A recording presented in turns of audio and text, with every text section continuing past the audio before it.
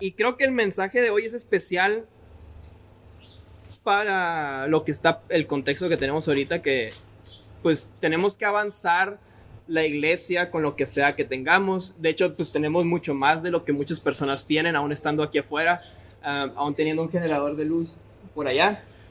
Si no sabían, de allá viene la luz, por eso no tenemos luz, pero estamos aquí. Entonces, vamos a leer, le pasé los versículos, pero pues creo que no van a estar. Creo que no van a estar. Entonces, vamos a hacerlo como se debe, vamos a leer la Biblia.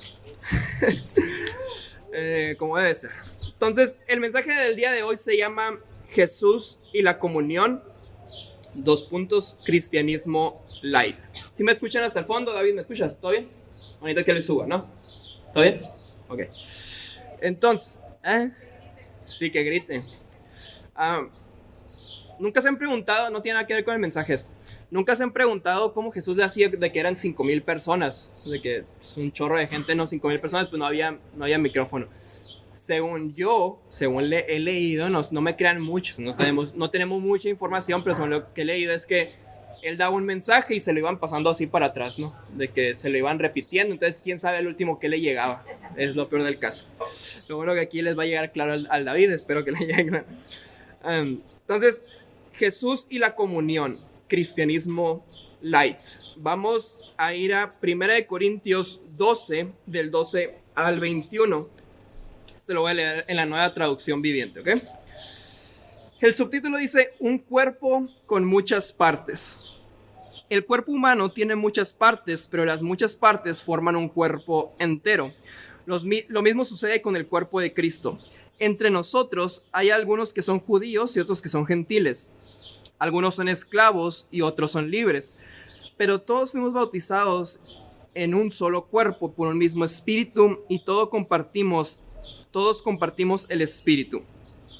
Así es, el cuerpo consta de muchas partes diferentes, no de una sola parte. Si el pie dijera no formo parte del cuerpo porque no soy mano, no por eso dejaría de ser parte del cuerpo. Y si la oreja dijera no formo parte del cuerpo porque no soy ojo, dejaría por eso de ser parte del cuerpo. Si todo el cuerpo fuera ojo, ¿cómo podríamos oír? O si todo el cuerpo fuera oreja, ¿cómo podríamos oler? Pero nuestro cuerpo tiene muchas partes y Dios ha puesto cada parte justo donde Él quiere. Qué extraño sería el cuerpo si tuviera solo una parte. Efectivamente hay muchas partes, pero un solo cuerpo. El ojo nunca puede decirle a la mano, no te necesito. La cabeza tampoco puede decirle al pie, no te necesito. 1 Corintios 12, del 12 al 21. Voy a poner esto aquí.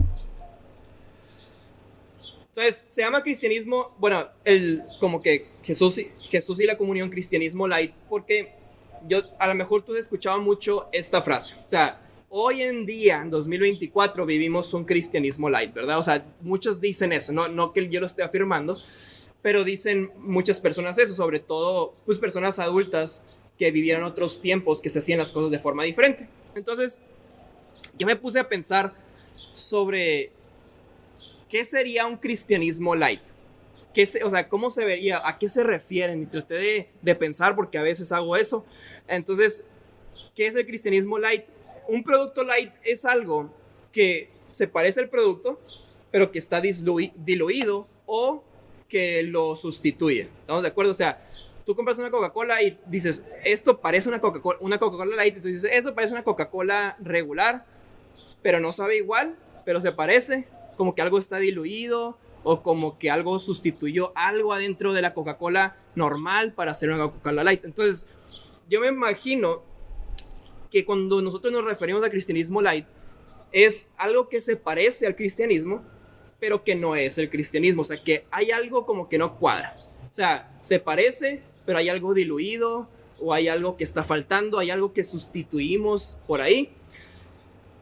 Y por eso voy a hablar de la comunión. Porque para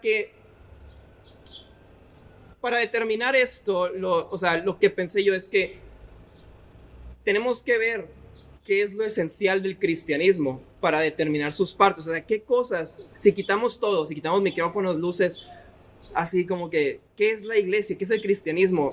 Tenemos que ver cada parte del cristianismo, lo que la Biblia nos enseña, y poder determinar en qué estamos fallando. Y por eso voy a hablar de la comunión.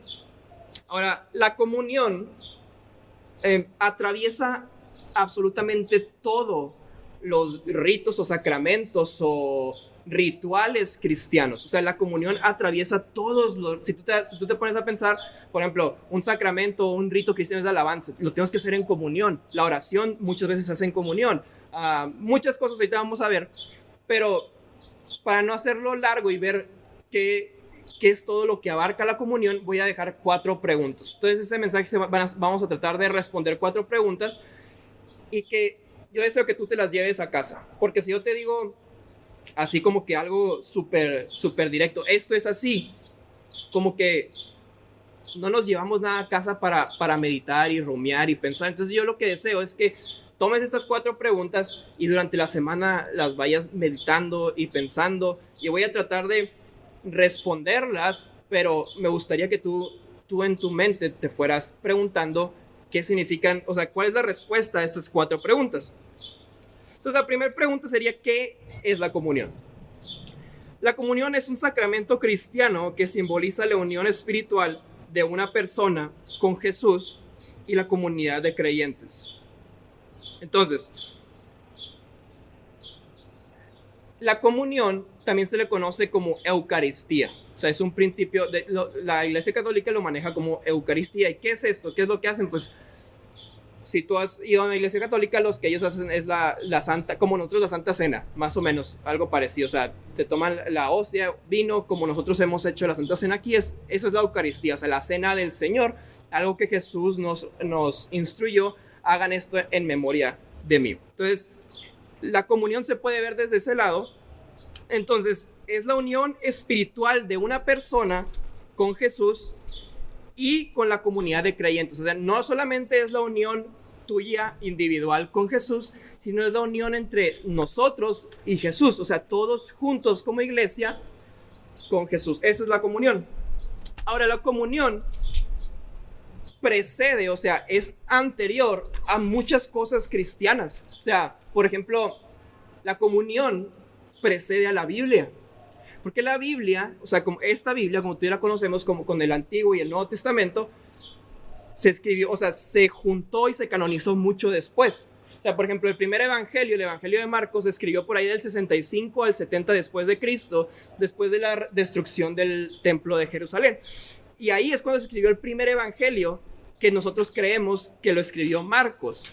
Pero en ese entonces el evangelio de Marcos solamente no tenía autor, o sea, se iba pasando esta carta que nosotros conocemos como Marcos, se la iban pasando y por ahí del siglo II, me parece, un obispo dijo, lo escribió Marcos y pues ahora lo conocemos como el Evangelio según San Marcos, que creemos según la tradición que Pedro le dictó a Marcos. Entonces, si se escribió en el 70, por ahí, pues antes de eso no estaba escrito. Entonces, precede a la Biblia la comunión entre los hermanos. Precede a las reuniones en iglesia, por ejemplo. Ellos se reunían en casa, se reunían en otros lugares. Entonces, muchos rituales que nosotros tenemos como cristianos hoy en día son posteriores a la comunión entre los creyentes. ¿Okay? Entonces, la comunión es diferente a una relación. La comunión, para que lo ponga aquí, gracias, para que no se esté volando. La comunión es diferente a una relación. La comunión es compartir una misma vida. Por ejemplo, una relación laboral.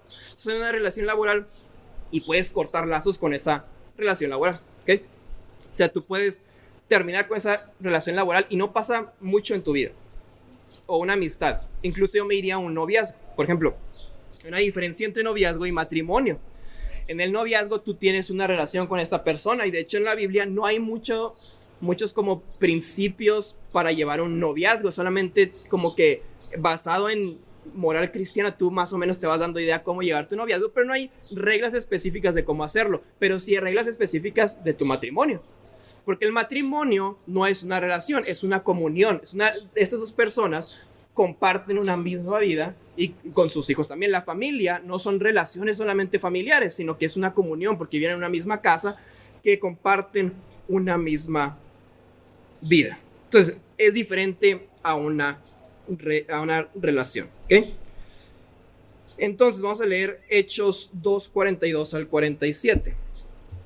Vamos a leer Hechos 2:42 al 47. Aquí el viento me está mandando Hechos.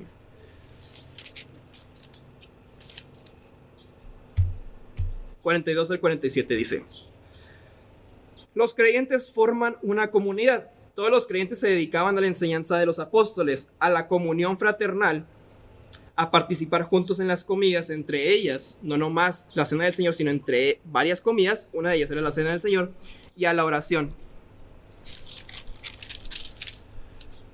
Un profundo temor reverente vino sobre todos ellos, y los apóstoles realizaban muchas señales milagrosas y maravillas, y todos los creyentes se reunían en un mismo lugar, compartían todo lo que tenían, vendían sus propiedades y posesiones y compartían el dinero con aquellos en necesidad. Adoraban juntos en el templo cada día, se reunían en casas para la cena del Señor y compartían sus comidas con gran gozo y generosidad, todo el tiempo alabando a Dios y disfrutando de la buena voluntad de toda la gente. Y cada día el Señor agregaba a esa comunidad cristiana a los que iban siendo salvos. Entonces, hay 3 recuentos, solamente 3 en la Biblia, acerca de cómo eran los primeros cristianos. Uno es este que acabamos de leer. Los otros 2 no los voy a leer, pero te voy a decir dónde están. Entonces, el que leímos es Hechos 2:42-47. Es la primera narración que tenemos de cómo eran los cristianos al principio. La segunda viene en Hechos 4, del 32 al 37. Es algo muy parecido. Si tú lo lees, es muy parecido a este. Y la tercera es Hechos 5, del 12 al 16. Entonces, en estos 3 versículos, partes de la Biblia, podemos ver cómo eran los primeros cristianos. Y lo primero que vemos en los primeros cristianos, y ahí estaba leyendo un libro y dice que lo primero que se conocía de los primeros cristianos es que estaban juntos. O sea, así. O sea, los primeros cristianos se conocían porque eran una comunidad de personas que estaban juntos y que tenían comunión. ¿Ok? Y ahorita que vemos lo del cuerpo, lo primero que leímos de 1 Corintios 12 es que somos un cuerpo, ¿no? Y esto va al mismo ejemplo de la relación con compartir la vida. Por ejemplo, un cuerpo no tiene una relación con la mano, sino que la mano comparte vida con la pierna, con el ojo. ¿Sí me explico? O sea, no es como que yo quiero, hoy la mano no va a trabajar. O sea, no funciona así. O sea, no hay una relación entre las partes del cuerpo. Hay una vida que se comparte entre las partes del cuerpo. O sea, donde tú vayas, es como decían de que... Se me olvidó el dicho, la torre lo tenía en la meta. De que ni modo que me la quite para comer, ¿no? ¿Cómo dicen?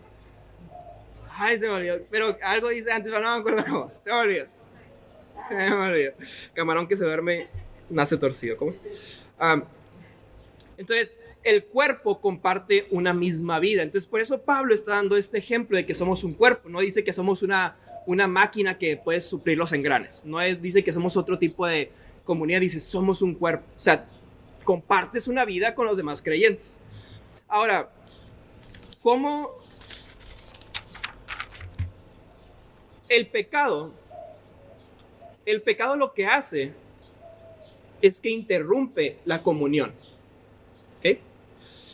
El pecado, tú lo puedes ver como una serie de reglas morales para tener una vida buena, ¿no? Para ser una buena persona. Pero realmente el pecado es una interrupción en una comunión, no en una relación, sino en una comunión. O sea, ese cuerpo que está compartiendo una vida, las personas que están compartiendo una vida, el pecado, por ejemplo, la mentira, si tú estás compartiendo la vida con alguien y hay mentira, rompe o interrumpe la comunión entre esas dos personas. Por ejemplo, el adulterio, ¿no? En el matrimonio, si entra el adulterio como pecado, ¿qué hace? Interrumpe la comunión entre el matrimonio. Y eso pasa en la iglesia, el chisme, por ejemplo. ¿Qué hace? Cuando entra el chisme, interrumpe la comunión entre nosotros, entre los creyentes. Entonces, el pecado se ve así. Me gusta porque un filósofo que se llama Baruch Spinoza, él dice que el pecado no es simplemente qué está bien y qué está mal, sino que, para determinar qué es pecado no es simplemente decir esto está bien y esto está mal, sino que para determinar qué es pecado es aquello que separa un cuerpo. O sea, por ejemplo, el pecado en el cuerpo de Cristo lo que haría es que Por ejemplo, yo soy una mano y Gio es otra mano. Entonces, lo que haría el pecado es que enfermaría una mano, o sea, la comunión, el lazo que tenemos con el cuerpo, lo enfermaría. O sea, el pecado es más eso que nomás es bien y mal y ya es suficiente. No, sino que es una interrupción en la comunión entre las personas. Es una interrupción en la comunión con Dios también. O sea, hay una interrupción de esa relación, de esa comunión que tenemos con las personas y con Dios. Entonces, esa es la primera pregunta. La segunda pregunta sería, ¿por qué debería de importarme la comunión? O sea, ¿por qué yo decidiría tener comunión con otras personas? Ahora, el eje principal o una de las, yo pienso que es el dogma principal de la iglesia es la salvación de las personas. ¿Okay? O sea, lo principal es la salvación. Ya todo lo que viene después son cosas importantes, pero en menor escala. Lo más importante es el sacrificio de Jesús, el perdón de pecados y la salvación. O sea, eso es la base del cristianismo. Es lo más esencial. ¿Qué es el cristianismo? Es el perdón de pecados. Todo lo demás, pues pasa a segundo plano, aunque sea importante. Por ejemplo, la oración, la adoración, todo esto sí es muy importante, pero la base del cristianismo es el perdón de pecados. ¿Ok? O sea, lo otro es importante, pero la base, o sea, lo principal es la adoración y el perdón de pecados. Ahora, ya dijimos qué es el pecado. Viene Jesús y perdona nuestros pecados. Entonces vamos a ver cómo se ve esto relacionado con la comunión. Entonces el pecado interrumpe la comunión que tengo con las personas y con Dios, ¿ok? Pecado. El sacrificio de Jesús lo que hizo es que reconcilia la comunión con Dios, pero también con las personas. Entonces el pecado interrumpe, el sacrificio reconcilia la comunión y la resurrección es la comunión. O sea, cuando tú eres alguien que ya resucitó en Jesús, cuando ya fuiste perdonado y aceptaste el sacrificio de Jesús, la resurrección es como se ve la comunión. O sea, vamos a ir a Lucas 24, 30 al 32. Lucas 24, 30 al 32. A ver si me deja esto. Lucas 24.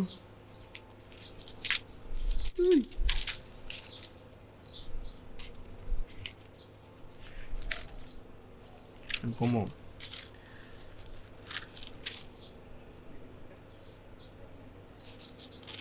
...30 al 32... Entonces dice... Este es Jesús... Cuando se van a referirse a Jesús... Dice... Al sentarse a comer... Tomó el pan y lo bendijo... Luego lo partió y se lo dio a ellos... De pronto se les abrieron los ojos... Y lo reconocieron... Y en ese instante Jesús desapareció... Entonces se dijeron el uno al otro... ¿No ardía nuestro corazón cuando nos hablaba en el camino y nos explicaba las escrituras? Esta es una de las partes que, no sé, se me hace muy... no sé, me toca el corazón esta parte porque Jesús ya había sido sacrificado, ¿ok? Entonces los discípulos pues estaban bien tristes, se fue Jesús, dijo que iba a resucitar, pero no ha regresado. Entonces dicen que iban de camino a Emaús y se encuentran con un hombre y que empiezan a platicar, ¿no? Y le empiezan a decir que el maestro lo mataron, lo asesinaron y todo eso. Y después de eso, dice que ya se iba a ir este hombre, que sabemos que es Jesús, y le dicen, espérate, no te vayas, vente con nosotros, quédate a acampar con nosotros, vente a comer, y ya luego, ya que amanezca, pues ya te vas. O sea, ahorita es peligroso que te vayas en la noche solo. Y me encanta porque dice que cuando Jesús empezó a partir el pan y empezar a servirles de comida, ellos dijeron, es Jesús. No se dieron cuenta cuando anteriormente les estaba explicando la Biblia. Cuando se dieron cuenta que Jesús resucitó, es cuando Jesús empezó a cenar con ellos. Y así se ve la resurrección de Jesús. No nomás es que entres en razón, que hay una resurrección y que resucitaste y que tus pecados fueron perdonados, sino esta comunión es un resultado de la resurrección de Jesús. Si tú te das cuenta, y esto lo vamos a ver ahorita, pero Jesús se le fue presentando a personas normalmente en comunidad. Hay diferentes relatos de la Biblia, pero hay una parte donde están todos juntos en el templo. Dice que y la puerta estaba cerrada y Jesús atraviesa la puerta y había varias personas. Se le presenta a personas en comunidad normalmente. De hecho, cuando viene el Espíritu Santo, no se le revela a una persona, sino que dicen que estaban todos juntos. La comunión es lo que trae a evidencia la resurrección de Jesús en nuestras vidas, porque fuimos perdonados por nuestros pecados, aceptamos ese sacrificio y a través de eso el resultado va a ser que estamos en comunión con Dios y con las personas. Entonces, ¿por qué nos debería importar la comunión? Porque es el resultado de Jesús en nuestras vidas, simplemente por eso. La tercera pregunta sería, ¿qué impide en la iglesia la comunión entre las personas? O sea, ¿qué es lo que impide que seamos una comunidad en vez de solamente pues, un grupo de personas que llega y se reúne y escucha y se va? O sea, ¿qué impide que estemos en comunión? Y a través de pues ya llevamos prácticamente 2000 años de cristianismo.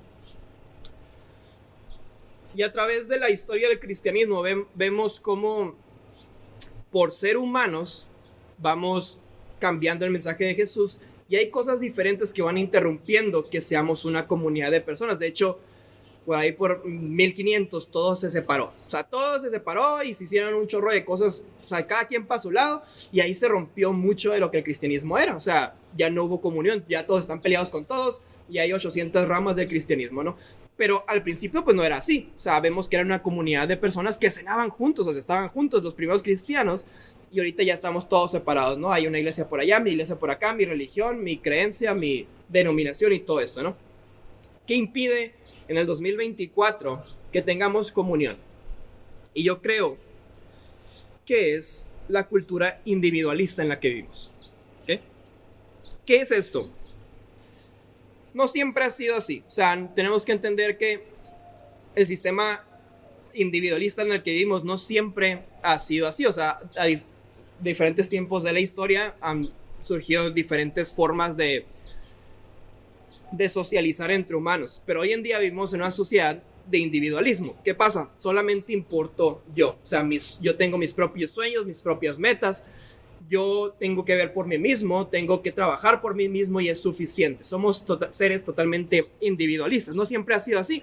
Antes la gente valoraba mucho más la comunidad, ¿no? O sea, la tribu es lo mejor, la tribu es lo más importante y todo lo que pervierta la tribu, por ejemplo, tenemos que sacarlo. O sea, no existes tú solo, sino que somos todos juntos, todos existimos juntos.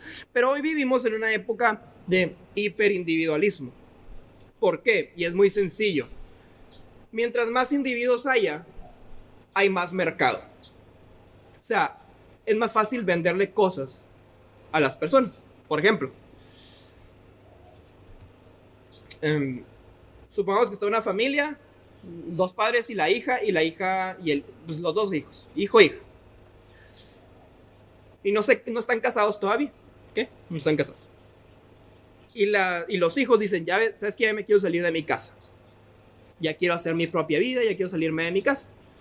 A lo mejor no tiene la necesidad de hacerlo. Obviamente hay muchas circunstancias. Estoy hablando generalmente. Puede haber violencia, puede haber que pues, tus papás sean muy intrusivos en tu vida, tú ya estás grande y todo eso. Pero vamos a suponer que es un ambiente normal. Yo quiero hacer mi vida, quiero salir de mi casa. ¿Qué pasa si el hijo sale de su casa? Va a rentar o a comprar otra casa. Entonces, como tú en la familia de 4 ya la dividiste, la persona ya tiene que comprar o gastar en algo. ¿Okay? Tiene que rentar o comprar. ¿Qué va a pasar cuando llegue a su casa? Pues necesito un microondas. O sea, cuando en mi casa, que éramos 4, con un microondas la hacíamos, ahora que yo me independicé, pues tengo que buscar un microondas para mi casa. Entonces ya tienes 2 microondas. Entonces, mientras más dividimos, por ejemplo, en una misma casa antes, pues se tenía una tele, ¿no? Pues una tele y todos nos juntábamos a ver como los Simpsons. O sea, todos nos juntábamos a ver la tele y veíamos lo mismo y convivíamos y teníamos o sea, pues ni modo lo que hay, vamos a ver todos y así fue. Entonces convivimos y estamos en una tele. Pero ahora, como es más fácil, pues cada quien tiene su tele, cada quien se va a su cuarto. O sea, en una familia que está unida, hay individuos que cada quien quiere ver lo suyo en su cuarto. Entonces, Si una familia de 4 tenía una tele y todos se reunían a verla, ahora cada quien tiene que tener su tele, entonces tenemos 4 teles en el cuarto o 3 teles. Entonces ya hay más mercado. ¿Sí me estoy dando a entender? ¿Más o menos? O sea, hay más mercado mientras más separados estemos los unos de los otros. O la ropa, por ejemplo, ya no quiero que me preste ropa, quiero mi propia identidad. Entonces voy a comprarme ropa. Quiero mi propio celular. Entonces, todas estas cosas hacen que haya más mercado, pues, en la sociedad. Entonces, la cultura individualista, pues, está totalmente financiada, pues, por las empresas. Porque sé tú mismo, ¿no? O sea, sé tú mismo, cómprate los pantalones que yo te estoy vendiendo. O sea, eso significa. Si te das cuenta, los anuncios de artículos siempre es, sé tú mismo, compra el nuevo iPhone. O sea, ¿qué tiene que ver eso con ser yo mismo? No sé, pero lo voy a comprar porque me están diciendo yo quiero ser yo mismo. O sea, no quiero ser tú mismo, quiero ser yo mismo. Entonces quiero ser yo mismo. Otra cosa que impide la comunión es algo que está un poquito complicado de explicar y voy a tratar de, o sea, es complicado porque es un término un poquito difícil, pero voy a tratar de explicarlo. Mark Fisher es un escritor que ya falleció y se fue de la luz, pero no importa. Creo que van a escuchar. Puedes ver. Mark Fisher es un autor que falleció, creo que fue en el 2007 por ahí. Entonces, él le llama a la sociedad en que tú y yo vivimos, que vivimos en una ontología de negocios, ¿ok? ¿Qué rayos es esta palabra dominguera, ontología? Nunca la había escuchado. Te voy a explicar más o menos qué es. La ontología es lo que estudia, es la ciencia que estudia el ser. O sea, lo que estudia la existencia, la causalidad y la realidad de las cosas. O sea, la ontología estudia qué es el ser humano. Es una pregunta que si tú la ves en muchas partes, ¿qué soy? ¿Quién soy? ¿Qué somos? ¿Qué es el ser humano? Eso es lo que estudia la ontología, ¿ok? La ontología estudia el ser, o sea, definir la existencia y el ser. Está medio abstracto el concepto, pero te voy a dar un ejemplo. Cuando este autor dice que vivimos en una ontología de negocios, se refiere que la existencia, la causa y la realidad y quienes somos es simplemente negocio. O sea, cuando nace una persona, ya es alguien al que le podemos vender cosas. O sea, su único objetivo es consumir. Es un negocio. Esa persona es un negocio para mí. Puede consumir y no solamente eso, sino que conforme vaya creciendo, va a poder trabajar en una empresa como un engrane y va a poder generar productividad. Entonces, este autor dice que vivimos en una sociedad que el ser humano, su único fin es ser rentable. O sea, es ser un negocio, es ser productivo. Eso es lo único que importa. O sea, ¿no te has dado cuenta que cuando no tienes nada que hacer, ponte a orar? No sé si han escuchado. Ponte a orar, ponte a leer la Biblia. No tienes nada que hacer y ya estás de que tengo que hacer algo, tengo que ser productivo. O sea, no puedo estar viendo el techo. Porque eso es lo que nos han inculcado siempre. O sea, el aburrimiento no está permitido. O sea, no puedes aburrirte. Estoy aburrido, me pongo a ver TikTok, me pongo a ver el celular, me pongo a ver YouTube. Algo tengo que hacer, pero tengo que consumir. No puedo existir sin consumir. Entonces, la ontología de negocio se refiere a eso mismo. A que solo existimos para consumir. Gracias. A que solo... Ya me está quedando. ¿Cómo le decía Jesús? No sé. Entonces, solo existimos para consumo. Espero que haya quedado claro. Pero esta forma de ver la vida la traspolamos, o sea, la traemos a la iglesia. Porque somos humanos que vivimos en una sociedad que solamente es consumo. Entonces, cuando nosotros venimos a la iglesia y como humanos que viven en esa sociedad, lo que hacemos es que normalmente la iglesia está hecha de personas que lo que nosotros deseamos es que consuman. O sea, necesito que consumas mi producto de iglesia. Necesito que consumas mi prédica. Necesito que consumas todo esto. ¿Eh? Híjole, qué va. Quería escuchar. Entonces, como nosotros somos personas que viven en esta sociedad que solamente es de consumo, el fin último que nosotros usamos muchas veces es que las personas consuman nuestro producto, y nuestro producto es Jesús.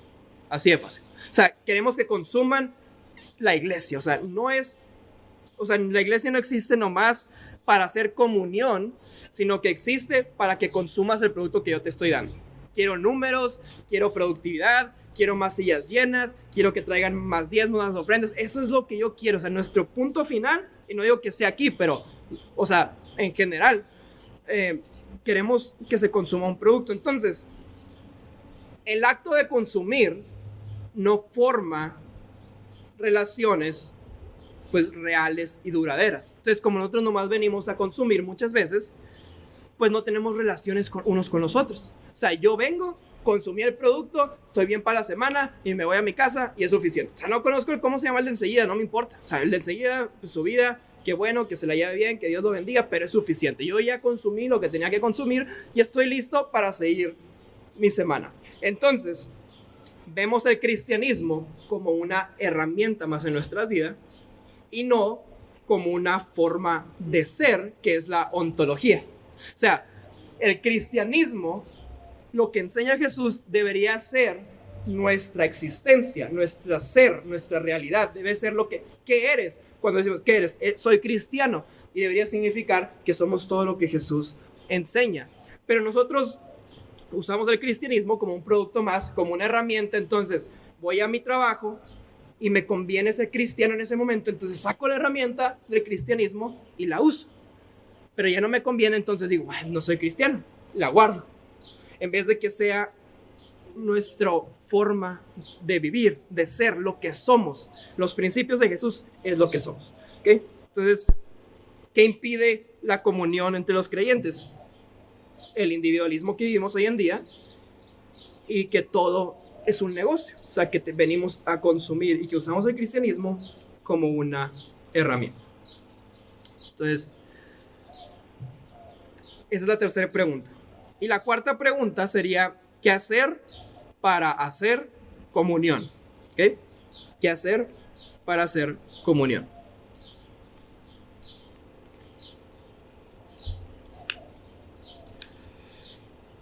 Y esto, para hacer este mensaje, agarré una página, o sea, no una página, sino que agarré mi cuaderno, puse ¿qué es la comunión? No usé, o sea, me quité celular, computadora, incluso libros, lo quité todo y dije, me voy a enfrentar a la hoja en blanco. O sea, quiero razonar qué está sucediendo aquí, qué es la comunión, qué está pasando, y me puse a escribir, o sea, así de que me contradecía en la misma oración, así de que, o sea, trataba de llegar a algo.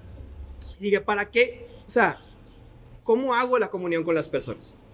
Y Mariana, ¿me puedes ayudar? Por favor, no sé si está prendido. Creo que la tienes que... ¿Qué hacer para generar comunión con las personas? O sea, ¿qué elementos prácticos puedo decirle a las personas para que se pueda generar esta comunión? La verdad es que fue un poquito difícil, porque es muy complicado salirnos de esta cultura individualista. O sea, es muy complicado salir... ¿No prendo todavía? Es que como se desconectó y te dije, capaz no prendo. Es muy complicado sacarnos de la mente el individualismo, porque así crecimos. O sea, estamos llenos de esa cultura. Y te voy a decir lo que creo. Y es que creo que formar comunión con las personas probablemente es una de las prácticas más espirituales que podemos hacer. Nos encanta ver la oración como algo espiritual, y sí es. Pero una de las prácticas más espirituales y que podemos ver que el Espíritu Santo está en nosotros es la comunión entre nosotros. O sea, es una de las prácticas más espirituales que podemos hacer. Y llegué a la conclusión de que la forma en que podemos hacer más comunidad es lo que dice Romanos 12:15. Y es algo que nosotros conocemos mucho. Y es: llora con los que lloran y ríe con los que ríen. Muchas veces en la iglesia vemos personas llorando y no nos interesa qué está sucediendo. Vemos personas que están triunfando y no nos interesa qué está sucediendo. Y si tú te vas a Romanos 12, puedes ver que lo que está intentando Pablo en todo ese capítulo es como que enseñar qué es lo que debe hacer un creyente. Y en el 15 dice: lloren con los que lloran y rían con los que rían. Gócense con los que están en gozo. Y definitivamente este es pues empatía, ¿no? Con las personas. Interésate por lo que otro creyente está sufriendo o está celebrando. Es muy complicado. O sea, no va a llegar el Espíritu Santo a ti y de repente vas a ser súper empático. Vas a decir: ya, ¿qué te está pasando? ¿Por qué estás llorando? Dime, quiero llorar. Y vas a empezar a llorar. No funciona así. Haz una práctica consciente de interesarte por las personas. Haz una práctica consciente de decir: me voy a preocupar por lo que están pasando cada uno. Porque es una de las prácticas más espirituales, y no solamente espirituales, sino es una de las prácticas más esenciales del cristianismo. Vemos desde la primera descripción de los cristianos en Hechos que ellos tenían comunión unos con otros. Y sabes, la Santa Cena, que le llamamos comunión, la Santa Cena cambió de lo que significaba al principio. Porque al principio la Santa Cena no era, escucha bien, porque eso, los historiadores están de acuerdo en que esto era así. La Santa Cena no era recordar el sacrificio de Jesús. No era así. De hecho, los historiadores dicen que la Santa Cena lo hacían muy seguido. O sea, ellos comían todos juntos y normalmente hacían la Cena del Señor casi todos los días, cada vez que se reunían. Y esto cambió a través de que Constantino implementó la religión cristiana como la religión principal del Imperio Romano. Cuando Constantino tomó esta religión cristiana para sus propios beneficios, no porque amaba a Jesús, sino por sus propios beneficios, estableció los ritos y sacramentos cristianos como parte del Imperio Romano. Y cuando esto sucede, ya no eran comunidades que celebraban la Cena del Señor. Tenía que haber un sacerdote o un padre específico que solamente él podía hacer la Cena del Señor. O sea, solamente él podía. Pero esto no era hasta antes de que Constantino pusiera la religión cristiana. Antes de eso, se juntaban en casas y recordaban a Jesús. Y no era para recordar el sacrificio. Dice que era para recordar específicamente a Jesús, a su amigo Jesús, a través de oler lo que Jesús olía, a través de probar lo que Jesús probaba, a través de recordar lo que Jesús hacía. O sea, a través de partir el pan, ellos se acordaban: me acuerdo cuando mi maestro partía el pan y nos lo daba. A través de probar el vino se acordaban: me acuerdo cuando Jesús nos pasaba la copa. A través de la comunidad que formaban de la Cena del Señor, ellos se acordaban: me acuerdo que Jesús hacía esto con nosotros. Y eso cambia el valor, porque no nomás era recuerdo el sacrificio de Jesús, no era así, era recordar a Jesús, su amor, era recordar a Jesús su compañerismo, era recordar a Jesús su amistad, y también era para recordar la resurrección de Jesús, no lo que sufrió en la cruz. Ellos no deseaban tal vez recordar tanto lo que pasó en la cruz, sabían, porque ellos caminaron con Jesús. O sea, ellos eran cercanos a Jesús. Ellos no querían recordar lo horrible de la cruz. Ellos querían recordar que Jesús había resucitado, su amor, y que había estado con ellos. Eso era la Cena del Señor al principio.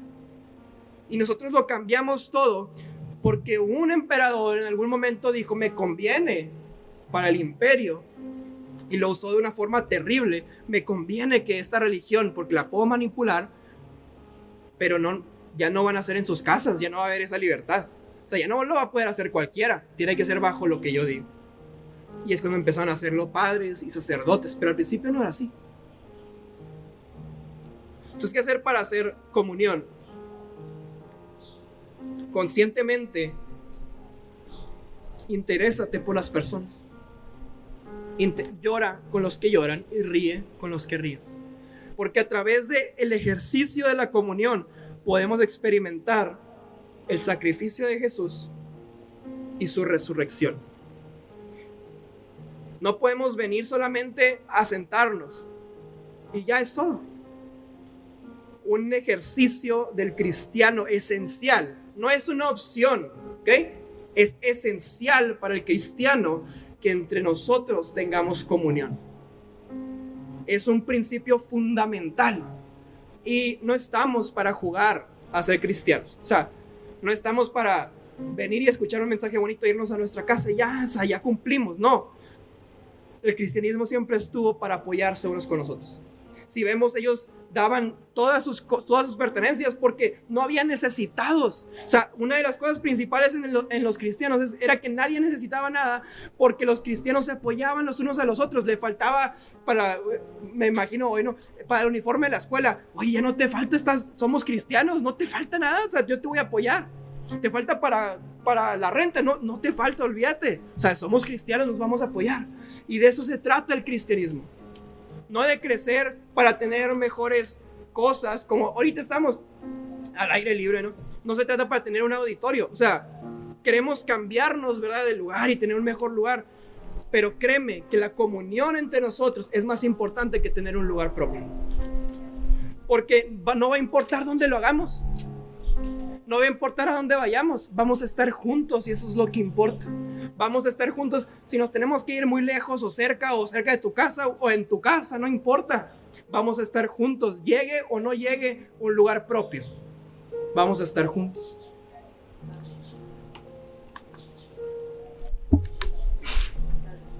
Y ya para terminar,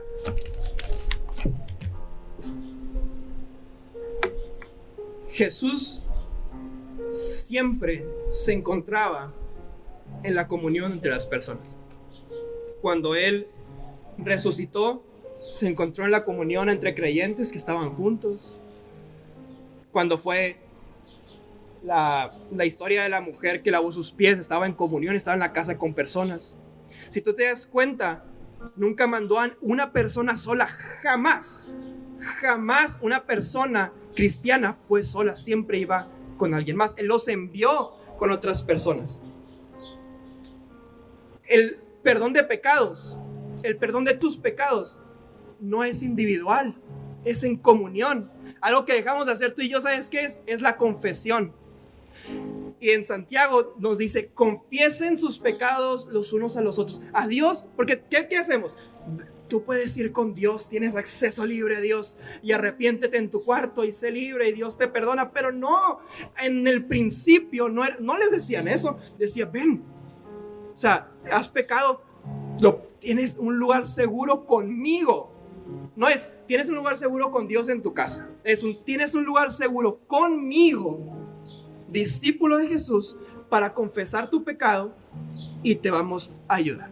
O sea, la confesión de pecados no era ante Dios, era los unos con los otros. Entonces, si tú ves el bautismo, estás viendo la confesión de pecados. El bautismo, uno de los ritos más esenciales del cristianismo. Para empezar, necesitas que alguien te bautice. Entonces ya no eres solo, ¿no? Para empezar, necesitas que alguien te bautice.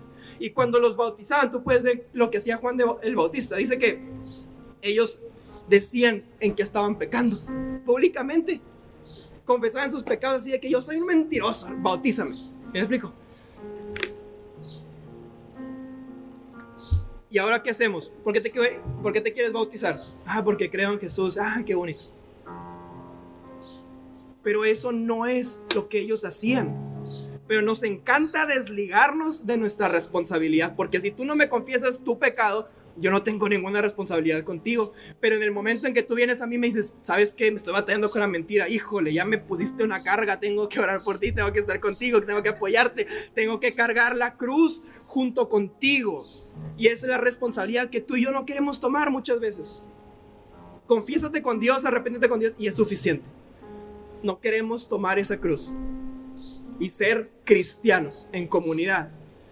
Jesús estaba Jesús nos instruyó que la confesión, el bautismo del Espíritu Santo, la iglesia primera, la cena del Señor, por ejemplo, cuando también dijo, vayan a todas las naciones y prediquen, eran juntos, todos los ritos, rituales, sacramentos, actividades cristianas, todas eran en comunidad.